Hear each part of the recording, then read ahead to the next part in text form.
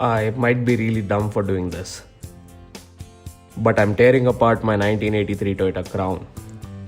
Every bolt, every panel, down to a bare shell. This is part 1 of the full restoration. Let's see if I can actually bring it back to life. But before I tear this thing apart, I need to know if the engine is actually worth saving. So first up, let's do a compression test. And honestly, I wasn't expecting much. But every cylinder came back between 130 and 135 psi.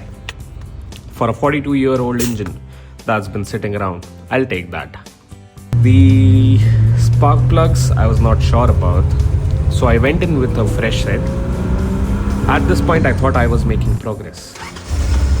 But then, the mechanical fuel pump was actively leaking all the petrol, which is never a thing you want to see. So I pulled it apart to see what's going on, and there was the culprit. The diaphragm was completely dead. The good news, the engine has compression. The bad news, it is getting fuel, but half of it is going to the ground. That can start a fire. So before I can decide whether this crown gets restored, I need to get it running.